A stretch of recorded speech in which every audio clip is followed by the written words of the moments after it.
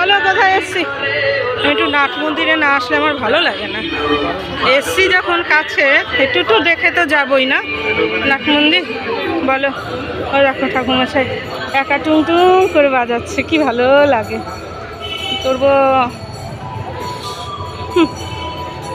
মাগো মাগো মা, পায়ে ব্যথা।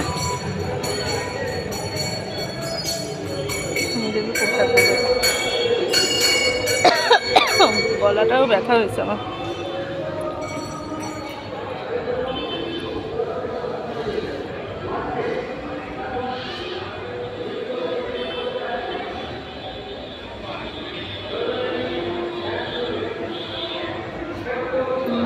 এসছিলাম না কতবার, কতবার আসি, কত ভালো লাগে আসতে।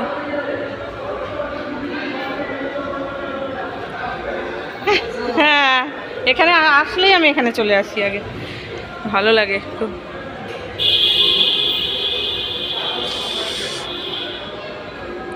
মায়ের কাছে যাই, মা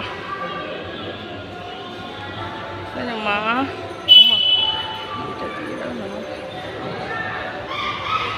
দেখেছ কি সুন্দর মা। মা দুটো দাও না মা, সুন্দর করে স্ট্রেই দাও, খাক দুষ্টামি করুক সারা বাড়িতে, ভালো লাগে না এরকম। দেখো কি সুন্দর,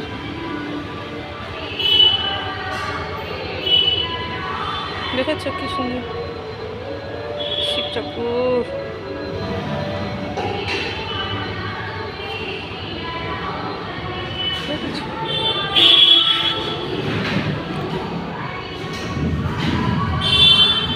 কি বড় না, কি ভালো লাগে। 9টা 10টা বাড়ি যাবেন, 9টা 10টা।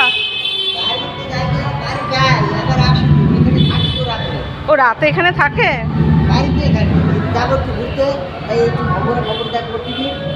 আচ্ছা, খাওয়া দাওয়া কে রান্না করে? ও আপনার ওয়াইফও যিনি থাকেন উনি আপনার ওয়াইফ? আচ্ছা আচ্ছা আচ্ছা, ও দুজনেই এখানে থাকে, বাহ ভালো হয়েছে।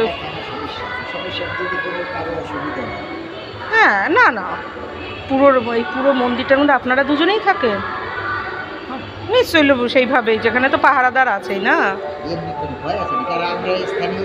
হ্যাঁ, না না, হ্যাঁ 3 জন নাইট গার্ড বানাবে। ও বাবা, কিন্তু শুধু টিভিটাই নেই, তাছাড়া টিভির শুধু একটু টিভিটা থাকলেই আর অসুবিধা ছিল না। তারপরে এই তো একই জায়গায় বাথরুম টাথরুম সবই, মানে 7 দিন ধরে বৃষ্টি হলেও কোনো অসুবিধা নেই, বরঞ্চ আপনারা আরও বেশি সেফ। এই মেঝেটায়, এটার নিচে আবার ঘর আছে আন্ডারগ্রাউন্ডেও? সেই ফ্যান ট্যান আছে, সবই আছে, আবার কি, যত নিচে তো এমনিতেই ঠান্ডাটা বেশি। চান টান, আর রান্না কোথায়? গ্যাস আছে, এই মন্দির কমিটিই দেয় না? বাহ, ভালো করছেন, খুব ভালো করে। ছেলে মেয়ে নেই আপনার? ওরা বাড়িতে? বাহ, আসি ঠাকুর আছে, ভালো লাগলো শুনে।